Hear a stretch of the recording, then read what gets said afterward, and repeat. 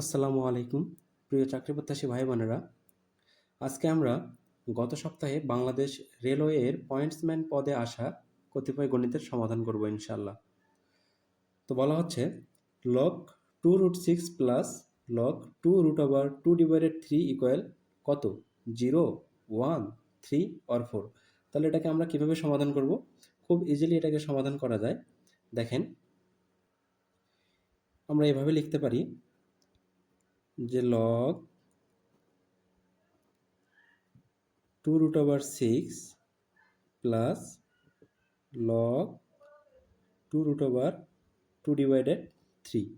তাহলে এটাকে যদি আমরা ভেঙে দেই তাহলে আমরা এভাবে লিখতে পারি লগ 2√6 প্লাস লগ 2√2/3। যেহেতু এটা প্লাস অবস্থায় আছে এবং দুইটারই ভিত্তি হচ্ছে কত?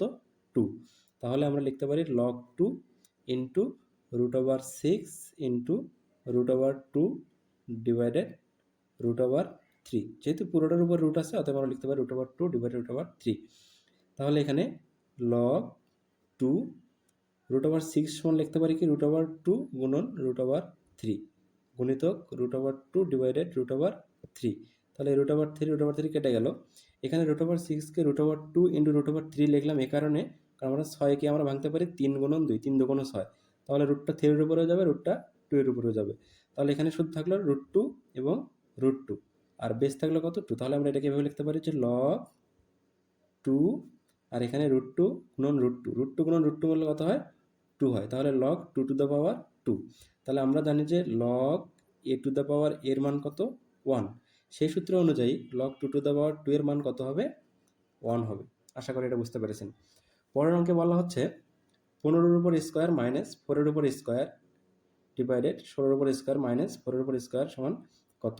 তাহলে আমরা জানি যে 15-এর উপর স্কোয়ার হচ্ছে কত? 15 225 মাইনাস 4-এর উপর স্কোয়ার দিলে কত হবে? 16 ডিভাইডেড 16-এর উপর স্কোয়ার করলে দিলে আমরা কত পাবো?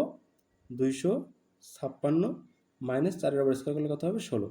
তাহলে 225 থেকে আমরা 16 বাদ দিলে পাবো কত? 209, এবং 256 থেকে 16 বাদ দিলে আমরা পাবো হচ্ছে 240।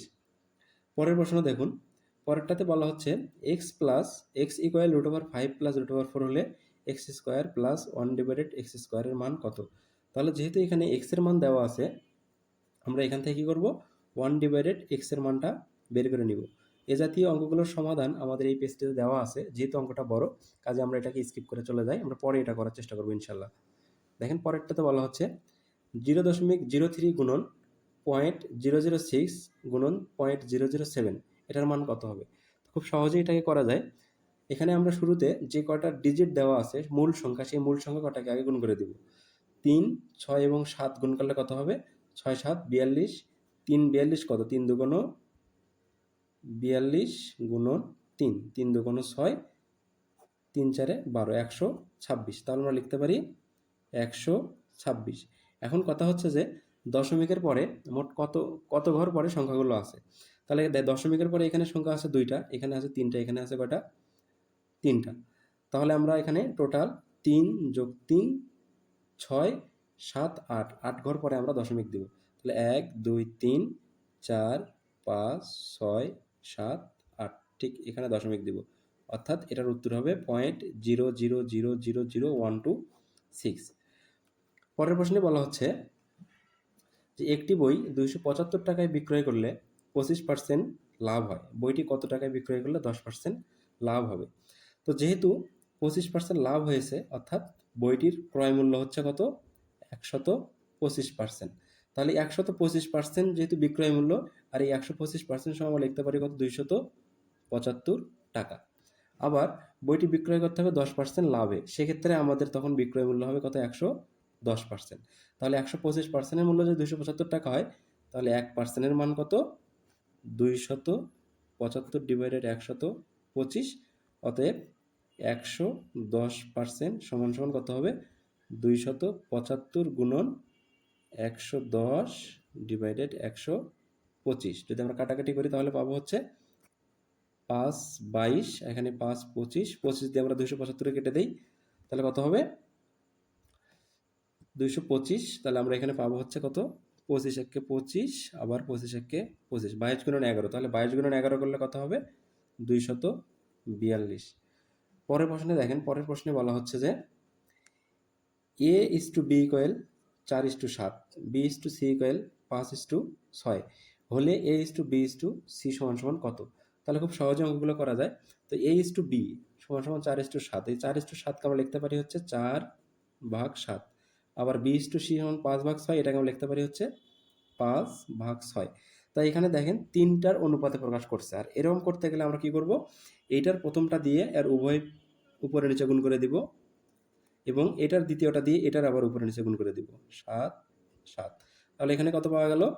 4×5 20 ডিভাইডেড 5×7 35, আর এখানে কত পাওয়া যায়? 5×7 35 ডিভাইডেড 6×7 কত? 42। তাহলে এটা হয়ে গেল হচ্ছে 20:35, আর এটা হয়ে গেল হচ্ছে 35:42। তাহলে তিনটাকে যদি আমরা একসাথে করে লিখি তাহলে 20:35:42, অর্থাৎ উত্তর হবে কত? 20:35:42। তাহলে দেখেন পরবর্তী প্রশ্নে বলা হচ্ছে ক এবং খ 12 দিনে একটি কাজ করে। তাহলে ক এবং খ, আচ্ছা এটা পরের অঙ্ক, তারপর এটা দেখি আমরা। বলা হচ্ছে যে কত টাকার 2/3 অংশ 90 টাকার 1/3 অংশের সমান? তাহলে ধরি ক টাকা, তাহলে ক এর 2/3 অংশ সমান 90 টাকার 1/3 অংশের সমান। তাহলে আমরা লিখতে পারি ক গুণন 2/3, আর এখানে 3 × 90। তাহলে এটাকে যদি আমরা সমাধান করি তাহলে কিন্তু উত্তরটা পেয়ে যাব। তাহলে ক সমান আমরা লিখতে পারি কত? 3 × 90/2, কত হবে?